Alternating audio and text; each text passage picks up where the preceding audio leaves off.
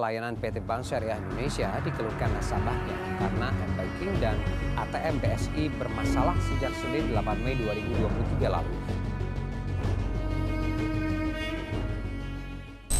Beberapa hari terakhir, ramai diperbincangkan oleh netizen Indonesia bahwa salah satu bank yang bisa dibilang cukup besar di Indonesia diduga terkena ransomware.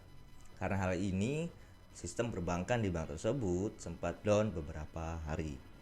Dan saat video ini dibuat, kemarin, hacker yang mengaku dalang dari semua itu akhirnya muncul ke permukaan dan mengklaim bahwa mereka telah memiliki jutaan data penting hingga total 1,5 terabyte.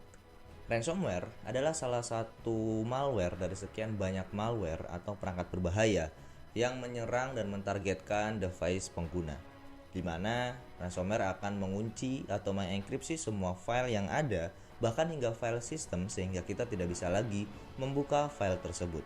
Imagine you come into work on Monday, maybe that's the office or it's virtual, and nothing works. Nothing. You can't use your email, you can't communicate digitally with your staff, your customers can't place orders, you can't make payroll. Biasanya, file akan dikunci atau dienkripsi sehingga kita butuh kunci atau dekriptor untuk membuka file tersebut. Dan ini menjadi siasat jahat ya dari si hacker, bahwa nanti kita harus bayar ribuan dolar bahkan hingga jutaan dolar tergantung dari besarnya data yang kita miliki, supaya kita bisa mendapatkan kunci atau dekriptor tersebut untuk membuka file-file yang terjangkit virus ini. Biasanya hacker juga mengancam ya dalam beberapa rentang waktu yang diberikan, kalau kita tidak membayar atau menebus kunci atau dekriptor tersebut, data kita akan dihapus, diambil, atau bahkan dipublikasikan, seperti halnya yang terjadi pada kasus bank ini. Tentu ini sangat berbahaya ya bagi kita, apalagi data-data yang ada di dalam device kita itu adalah data-data yang sangat-sangat penting, apalagi data-data perusahaan dan bahkan data-data perbankan. So what happened? In most cases, a foreign actor broke into your network. The first thing they did is they took as many files as they could and they copied them overseas. They're going to use that later. I'll talk about that. And then they installed some software on all your systems. When they hit a button, it locks all your files. Can't do anything. The only way that you can unlock those files is to pay them. Nah, lalu muncul pertanyaan, bagaimana cara kita mencegah atau terhindar dari virus ini?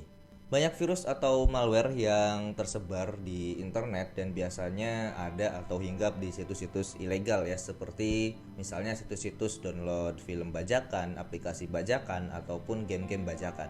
Biasanya kalau kita download file-file tersebut ya dari situs-situs bajakan tadi, entah itu file, game, aplikasi, ataupun film, tanpa kita sadar bahwa ternyata di belakang layar si virus ini mengendap-endap masuk ke dalam server kita atau ke dalam device kita secara diam-diam dan akhirnya menguasai sistem atau file-file yang ada di device kita.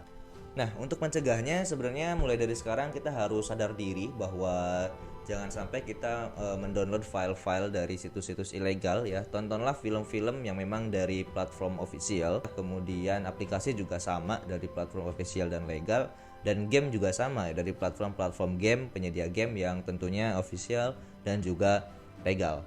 Walaupun selain itu kita juga bisa terjangkit virus ini melalui device lain yang mungkin sudah terjangkit sebelumnya, entah itu melalui jaringan ataupun melalui flash disk contohnya.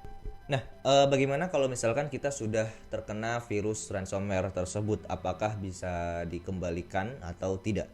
Dan sayangnya sudah tidak ada jalan lain kalau misalkan kita sudah terkena virus tersebut. Walaupun kita bayar ribuan dolar misalnya atau jutaan dolar kepada hacker, belum tentu si hacker akan membelikan dekriptor atau solusinya. Ya, bisa saja mereka hanya ingin mendapatkan uangnya saja. Dan cara lain ya yang bisa dikatakan salah satu cara sebagai jalan untuk merecovernya adalah dengan cara install ulang, baik itu di device ataupun dari server yang terkena atau terjangkit virus ini. Dan tentu kita juga harus menambahkan tingkat keamanan dan juga tingkat kewaspadaan kita sebagai user sehingga tidak terjadi atau terulangi lagi terkena virus seperti ini. How? Think about what's happening. We have foreign actors from an unfriendly country attacking the backbone of our economy. They're taking our data, that's cyber espionage. They're interrupting our operations. They're causing people to lose jobs. And sometimes we pay them money that we don't know what they do with that money.